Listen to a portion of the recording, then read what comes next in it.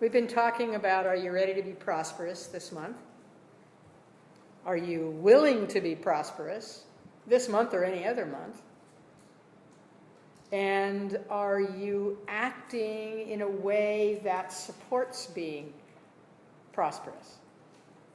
Last week, we talked about this little book that was written back in the early 19th century by Wallace Wattles, The Science of Getting Rich, the Proven Mental Program to a Life of Wealth. And what we discovered in talking about Wattles' writings is that, like so many other metaphysicians or transcendentalists who came forward in the late 1800s and the early 1900s in the Western Hemisphere and primarily in the United States, although not exclusively, there was so much more to this than just the words on the cover, which would suggest how to invest your money, who to work for and what kind of a paycheck. What we know is that richness or prosperity is a whole compendium of expression from the standpoint of our entire life, not exclusively any one segment of it. What we also know, though, is that when we develop a consciousness of prosperity in any one area of our lives, we are capable of developing that same level of prosperity in every other area of our lives. So let's say, for example, that we were fortunate enough to inherit a large quantity of money. So in the scheme of things, we would be considered rich or wealthy. However, what about the rest of our life? What about the loving relationships? What about satisfying work? What about vibrant good health? So you see, it's not a given that when we excel in one area of our lives, in prosperity or anything else, that automatically everything else in our life rises to that level. That's an opportunity. That's an open moment, generally, for most of us, to see that how fortunate we are in this area, and then to concentrate our attention on these other areas to raise them as well. So it's an interesting opening up that science of mind is so good at when we really pay attention to it. It doesn't encourage us to go off in one direction to the exclusion of everything else, but rather to balance and develop a sense of order within our lives such that we are comfortable regardless of what in particular is the topic of the moment or what we're working on. So here's one of the things that Wallace says in his book. He says the impression of increase, or the desire for increase, is a fundamental aspiration or impulse of the universe. It's fundamental. So even though one area of our life may be more developed than others, like the example I just gave you, that doesn't mean that we can say, well, I have all the money I want, so I don't have to do anything. I don't have to be anything. I don't have to strive for anything. I'm just going to kind of sit in the lotus position on the side of the H1 freeway and watch life go by. Which you can do. But there is this desire within us for increase. And it's, well, now Wallace's wattle is inherent. Holmes would say it's the gift of inheritance, that we come with that available to us to whatever degree we choose to increase it. So, a more abundant life, continuous advancement, how does that look and how does that feel and how does that sound to us? Because the key word there is to us. It's not about what's out there and how it is judging or refuting or accepting or anything else. It's what's happening in me from the inside that causes me a deeper knowing of my value, of my capacity to express, of my gift of being unique and individualized, and being able to be that in a world that has 7 billion other people in this moment, and still be valuable, still be necessary to the overall tapestry of life. So it's really important, first of all, for us to remember that our actions right now in this moment be pertaining to right now in this moment. Who I am and how I am is in this moment. Even though each moment is rolling by, I stay in that moment and yet still convey that inherent desire for increase. So how do I do that? Well, the first way of doing that is something we talk about fairly often, and that is to be in gratitude for what is already unfolding in my life. To be in gratitude for what is already unfolding in my life. And the second thing is to recognize, as you heard in the spiritual mind treatment that I did, to be in the now moment in terms of accepting the next thing, rather than expecting that it's going to take a year, or it's going to take 10 years, or it's going to take the moon to align with Aquarius in order for it to happen, or anything like that outside my being. When I am putting it out to some other power to cause it to happen, what am I doing? I'm giving away my own power. So consequently, when I stay in the moment, and when I expect, and I often use the word demand, because it's okay to demand of the universe. You don't have to be nasty about it. It isn't necessary. But when I demand of the universe, when I am clear of that, with that demand, that it unfold in my life, then in essence I am accepting the increase in the now moment. So this is something that we can convey to others, isn't it?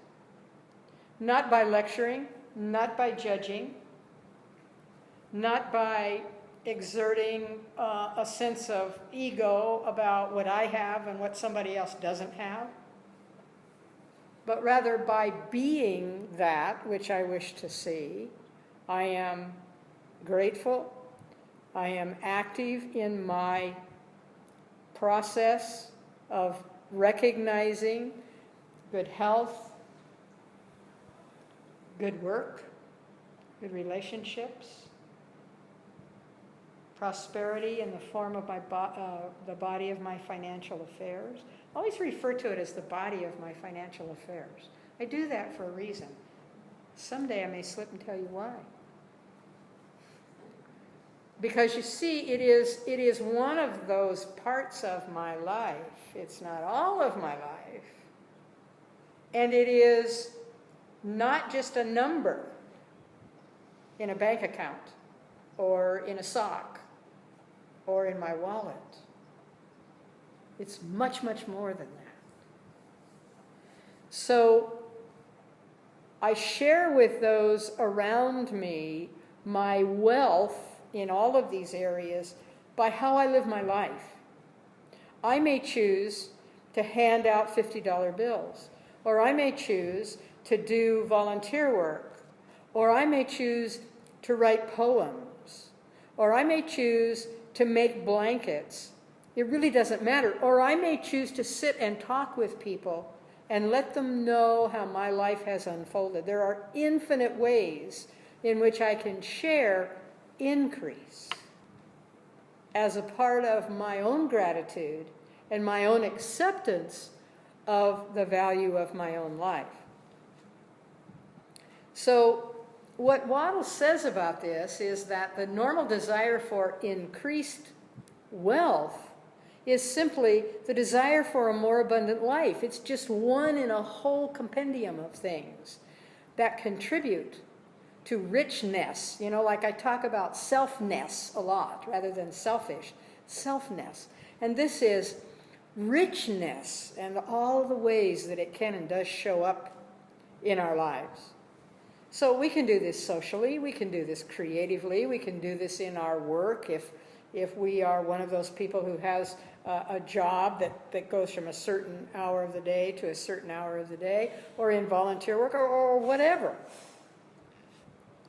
Always remembering that it is my faith, my trust, my belief that it's done unto me as I believe, that fills and permeates every action that I take, every word that I speak, every thought that I have. In fact, often words are really not necessary. You know what Gandhi said when asked to state in 25 words or less what his message was. And he said, I am my message. So it's how I live and the way I look into the eyes of others and it's the beingness that goes before us. It's that energy field, if you want to get scientific, the energy field within me and the energy field around me, and you feel the energy of other people around you. Well, so do they. They may not always recognize what it is, but they feel it. So it doesn't have to be words, sometimes better that it isn't. But it's the act, it's the tone, it's the look that express this faith that each of us has in our own individual prosperity. And that conveys benefits to those around you, even when they're not conscious of it. You know, we talk about the collective consciousness all the time. And we call it consciousness, but it's actually unconsciousness for the most part. It's just that Holmes kind of was uncomfortable saying unconscious, thinking that people would think he meant, out, unconscious, out, coma-like. He didn't mean that at all, but he meant not hooked in to the consciousness that we knowingly respond to or recognize. And this collective consciousness, which in actuality is the collective unconscious, is all of this stuff that's been fed in that surrounds us like radio waves surround us. The radio waves surround us all the time, yes? We can't hear them at the levels at which our ears operate. That doesn't mean they're not there. And the same is true with this collective unconsciousness. Doesn't mean it's not there because I can't hear it or I can't feel it in my gut. Actually, I can feel it in my gut. That's what makes me uncomfortable often. Only I think it's indigestion. It's the burrito. And it's actually a burrito, a combination of negative thoughts, of thoughts of failure, of thoughts of violence, I don't want to talk about that anymore, but it's out there. And it invades us when we are unconscious of it. Once we become conscious of it, we are no longer captive to it. So allowing that to permeate and dictate our actions is to be unconscious. So what I'm saying is you don't need to have power over others and you don't need to allow others to have power over you. You stand in your power, and that's the power of goodness and compassion and lightness and peace and prosperity and health and creativity and connection This is the power from within. This is the gift of creation. And the more of us that are coming from the inside out, the higher that collective consciousness is being raised. And that is happening on the planet today. It's a slow rise. But then most of us don't handle rapid change very well now, do we? Whether it's the rising of the creek down below my house, or it's the changing of the roadways. All of a sudden I come out of my house and they've changed the direction. I have to go, happened to you during the fires, that suddenly you couldn't go the way you wanted to go. You had to go the way somebody else said you had to go. And I don't like those kind of changes. Give me some preparation kind of thing. And this is how we are in our humanness. And yet, within us is that power, as Gandhi said, to be the change we wish to see. And that is how we raise that collective consciousness. So this is also about knowing that the prosperity and abundance you choose for yourself in any area of life or in all areas of life, you choose for everyone else who desires it.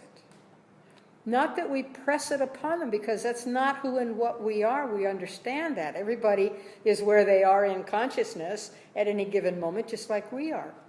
But to be that message and to answer those questions when people ask, how did you get this part without an audition?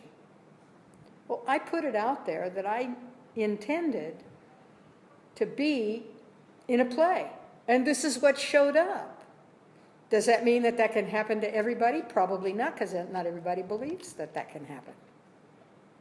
But we can do that in so many areas of our lives. I bet you never would have thought of a way that you could reduce this specifically in the way you did. But it showed up. So when we set our intention, we don't have to know the answer. In fact, if we knew the answer, we wouldn't be in the shape we're in.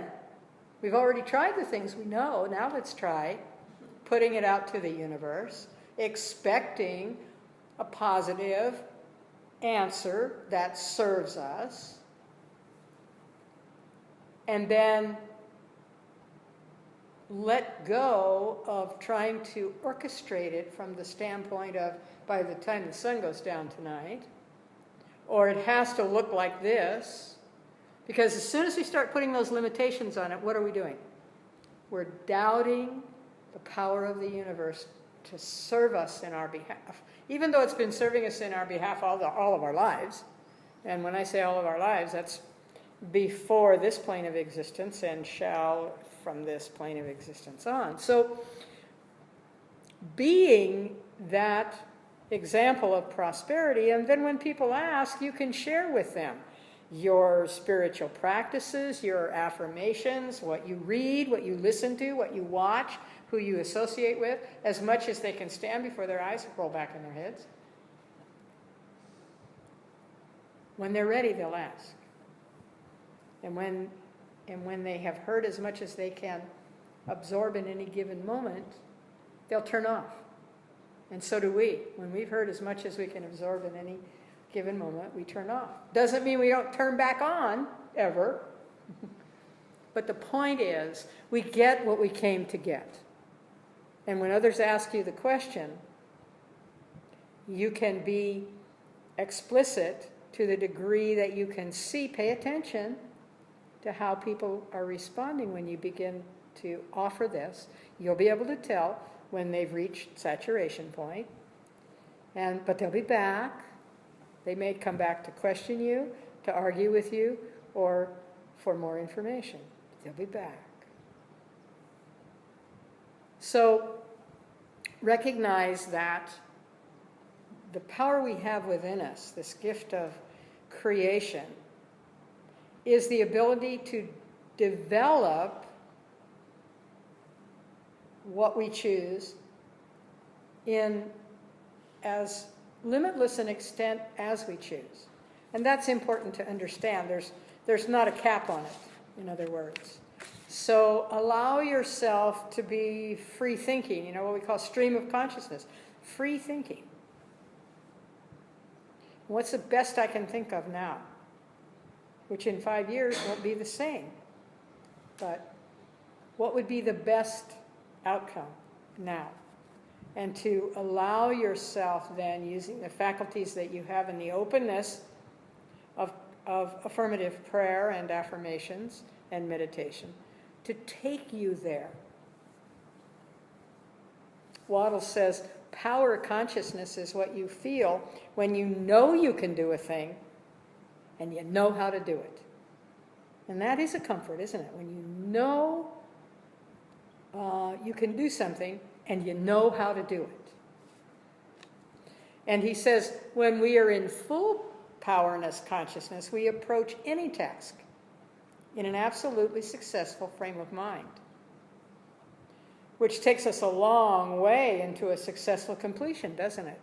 We not only know we can do it, we know how to do it, but we have that frame of mind that the outcome will be what we intend or better.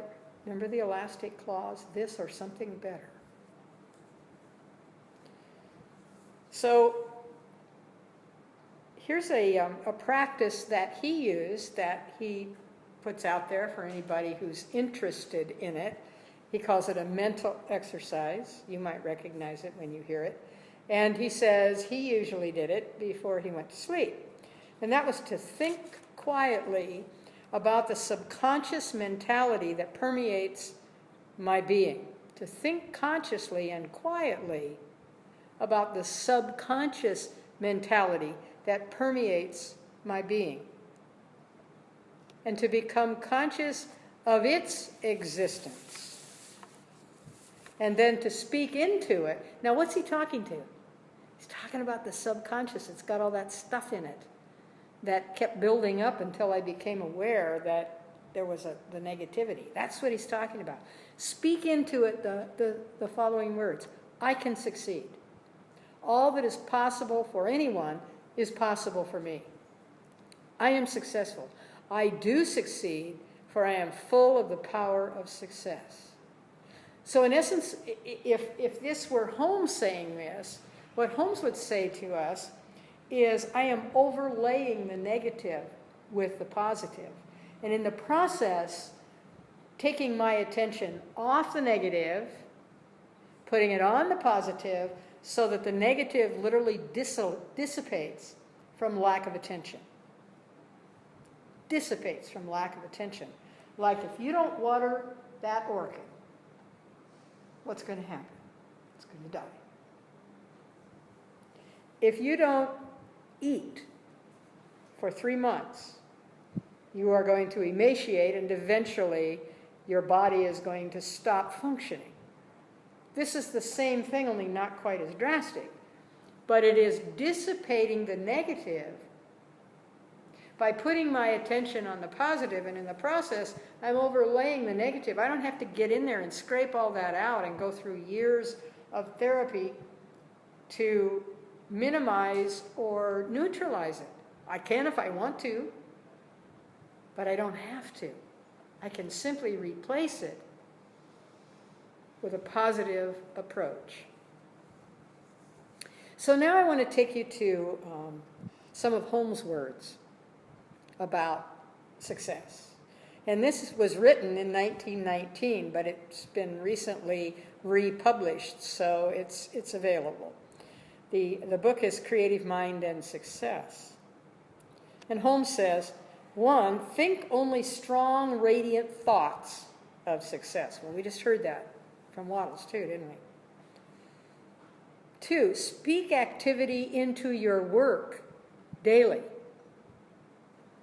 3, give to the one creative mind daily exactly what you choose to happen. Daily. In fact, the more often you remember it and make that affirmative statement, the better. The one creative mind. See, my mind and the one creative mind are one mind in 2 different expressions, but one mind. We're connected. And then Holmes says, know that divine love flows through you and what you do, and it fills your life. And 5, acknowledge your acceptance and gratitude constantly. I talk so much about acceptance, accepting it for yourself, that I am worthy of it, I am deserving of it, I am worthwhile. That this unfold by means of me. As well as my gratitude that it is and for that which already has. So Holmes says in this same book, the whole thing resolves itself into our mental ability to control our thought. When we do this, we can have whatever we choose, do whatever we choose, and become whatever we choose. Our mental ability to control our thought. So, this ends, are you ready to be successful? Next month, I will be doing a theme on Prosperity Plus, which I call Lavish Abundance. And we'll talk about lavish abundance, we'll talk about money, and we'll talk about gratitude. Next week, we will be closed. I'll be on the mainland in Montana at a spiritual retreat. So our first meeting, I think, is the 11th of, pardon me? Then it's not. 13th, thank you. September 13th will be our next meeting, and we will talk about lavish abundance.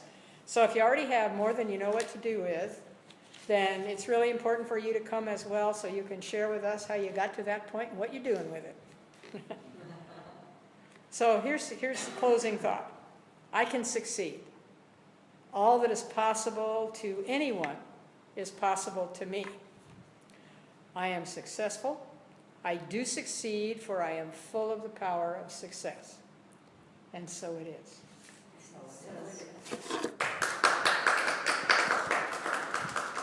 Thank you.